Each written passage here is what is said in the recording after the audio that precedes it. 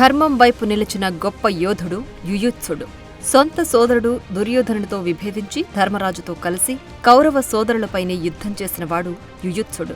మహాభారత యుద్ధం తర్వాత కౌరవులలో జీవించి ఉన్నది ఒక్క యుయుత్సుడు మాత్రమే.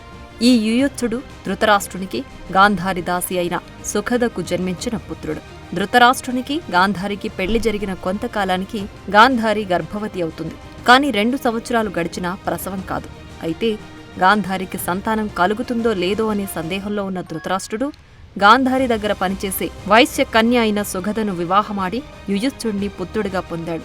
అటు గాంధారి కుమారుడు దుర్యోధనుడు, ఇటు సుగధ కుమారుడు యుయుత్సుడు ఇద్దరూ ఒకే సమయంలో జన్మిస్తారు. అంటే హస్తినాపుర రాజ్యం మీద దుర్యోధనుడికి ఎంత అధికారం ఉందో యుయుత్సునికి కూడా అంతే అధికారం ఉంది.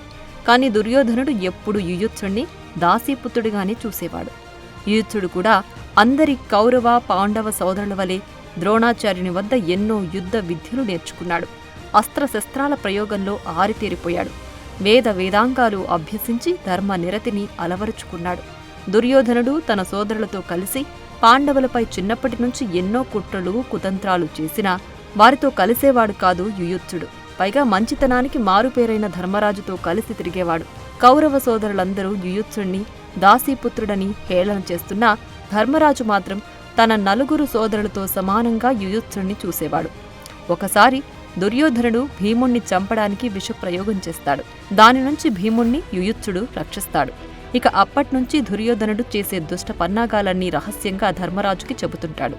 రామాయణంలో విభీషణుడు తన అన్న రావణాసురుని రహస్యాలను రాముడికి చెప్పినట్టుగా భారతంలో యుయుత్సుడు కౌరవులు మాట్లాడుకునే ప్రతి మాటను పాండవులకు చేరవేసేవాడు. అయితే ఇక్కడ గాంధారి 3వ కొడుకు వికర్ణుడు కూడా యుయుత్సునితో సమానంగా ధర్మాచరుడుడే. దుర్యోధనుడి కుటిల బుద్ధిని ద్వేషించిన వాడే కాని ధర్మాన్ని అనుసరించి యుయుత్సుడు దుర్యోధనుడిని విడిచిపెట్టాడు. వికర్ణుడు అన్నగారైన దుర్యోధనుడిని విడిచిపెట్టలేకపోయాడు. ఇది రామాయణంలో విభీషణుడు కుంభకర్ణుడు లాంటి సంబంధాన్ని గుర్తుకు తెస్తుంది. అయితే ధర్మరాజు జూదంలో శకుని చేతిలో ఓడి తన తమ్ముళ్లతో పాటు ద్రౌపదిని కూడా పందెంలో కోల్పోతాడు. అప్పుడు దుర్యోధనుడు ద్రౌపదిని సభకు దాసీగా ఈడ్చుకురమ్మని దుశ్శాసనుడికి చెప్పగా దుశ్శాసనుడు ద్రౌపదిని సభకు ఈడ్చుకొచ్చి దుర్యోధనుడి కోరిక ప్రకారం వస్త్రాపహరణం చేయబోతాడు. ఆ సమయంలో కౌరవ యోధులందరూ మౌనంగా ఉన్నా యుయుత్సుడు మాత్రం దాన్ని వ్యతిరేకించాడు. దుర్యోధనుడు చేసేది తప్పని, అందుకు తగ్గ మూల్యం భవిష్యత్తులో చెల్లించక తప్పదని హెచ్చరించాడు. యుయుత్సుడితో పాటు అశ్వత్థామ కూడా ద్రౌపది వస్త్రాపహరణాన్ని ఖండించాడు. అప్పుడు యుయుత్సుడి సపోర్టుతోనే భీముడు దుర్యోధన దుశ్శాసనులను యుద్ధంలో చంపుతానని ప్రతిజ్ఞ చేశాడు.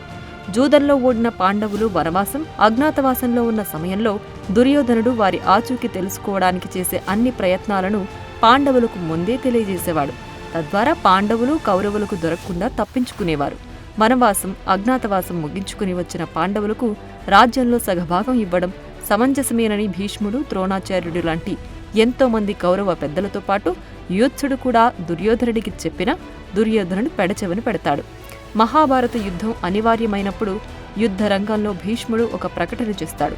పోరాటం ప్రారంభం కాబోతోందని, కావాలంటే ఏ యోధుడైనా పార్టీ మారే అవకాశం కల్పిస్తున్నానని ప్రకటిస్తాడు.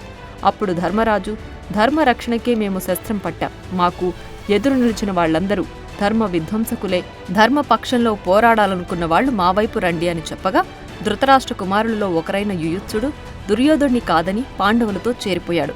యుద్ధ వీరుల్లో యుయుత్సుడు అతిరథుడు. ఇతనికి ఒక అనీకిని సైన్యం ఉంది. అంటే ఒక అక్షౌహిణిలో 10వ వంతు సేన. యుయుత్సుడు పాండవుల పక్షాన చేరడంతో పాండవులకు బలం పెరగడమే కాదు, వారి వైపు ధర్మం ఉంది కాబట్టే సొంత సోదరుని కాదనుకుని యుయుత్సుడు ధర్మరాజు వైపు నిలిచాడని ఈ లోకానికి తెలిసింది. ఈ సంఘటనతో దుర్యోధనుడి ఆత్మస్థైర్యం దెబ్బతింటుంది. మహాభారత యుద్ధంలో యుయుత్సుడు అద్భుతంగా యుద్ధం చేస్తాడు. కౌరవసేనపై విరుచుకుపడతాడు.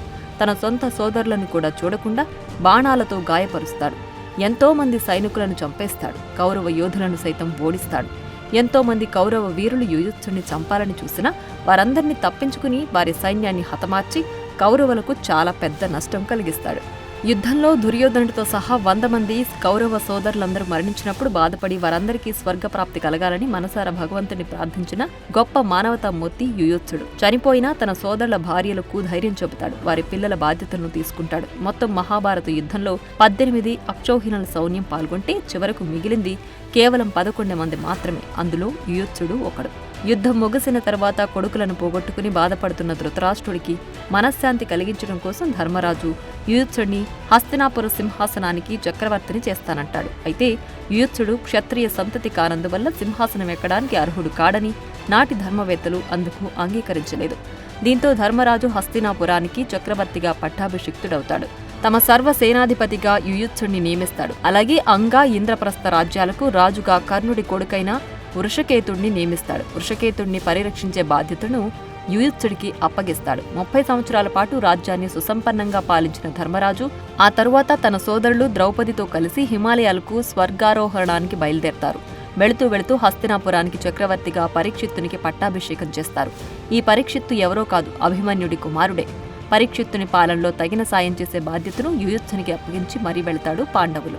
అలా భారతంలో యుయుత్సుడు తన తర్వాత తరం పిల్లలైన వృషకేతుడు పరీక్షిత్తునికి పాలనలో సలహాలు సూచనలిస్తూ వృద్ధాప్యంలో సహజ మరణాన్ని పొందుతాడు. For more videos like this, subscribe Big TV channel.